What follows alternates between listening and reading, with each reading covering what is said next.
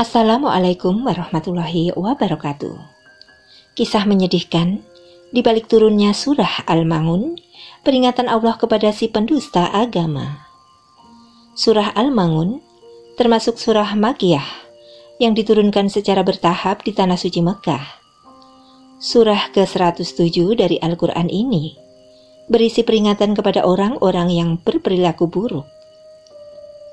Sehingga surah Al-Ma'un menjadi sebuah pesan sekaligus pelajaran bagi umat Islam dalam berperilaku sehari-hari. Berdasarkan dari banyak ahli, surah Al-Ma'un diturunkan bukan tanpa sebab. Hal ini dianggap memiliki keterkaitan dengan kisah dan watak dari Abu Sufyan.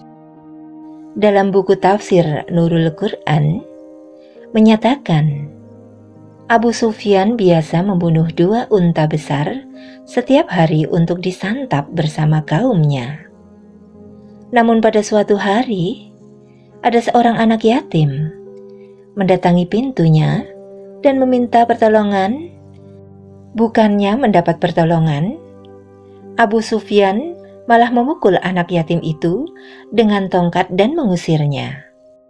Abu Sufyan dinilai merupakan sosok yang baik apabila di hadapan banyak orang atau kaumnya. Namun rupanya hal tersebut bertolak belakang saat dirinya tidak sedang dikelilingi oleh orang banyak.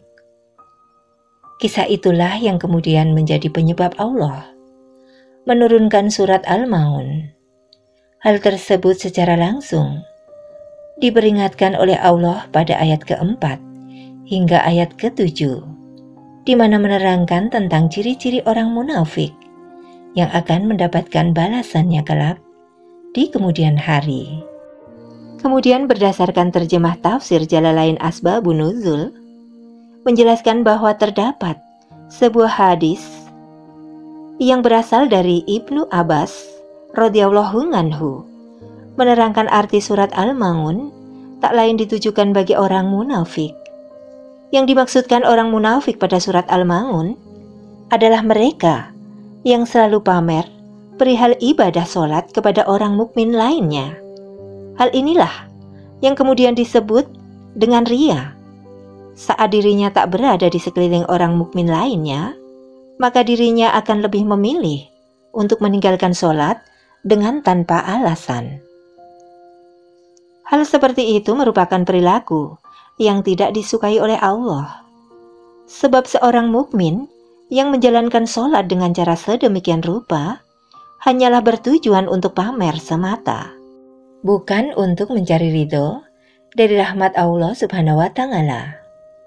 Selain itu, tafsir dari surat Al-Ma'un juga dapat diartikan mengenai perihal orang mukmin yang menunaikan sholat namun tidak menghayati tujuan dari didirikannya sholat. Bahkan seorang mukmin dianggap tidak mengetahui secara pasti tujuan sholat, yang berupa upaya untuk menjauhkan dirinya dari kemungkaran.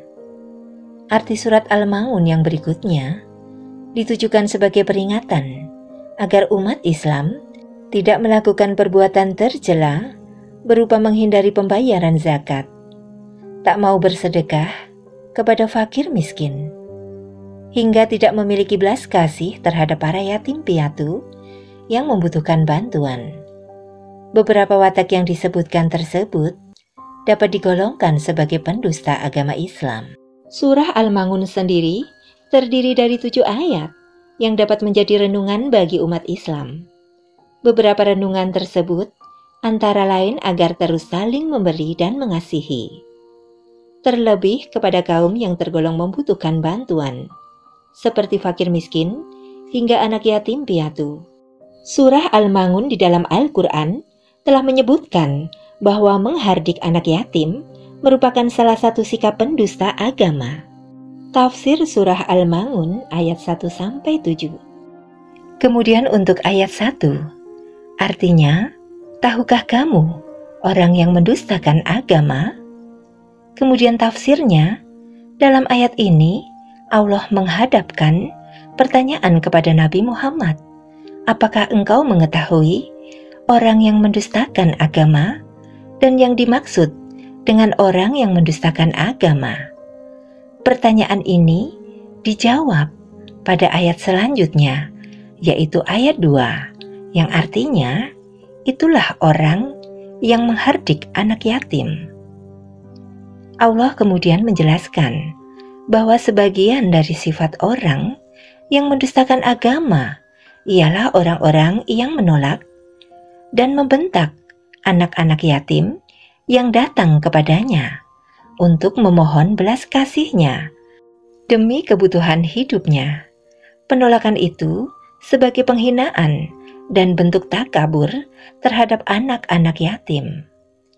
Kemudian ayat 3, dan tidak menganjurkan untuk memberi makan orang miskin.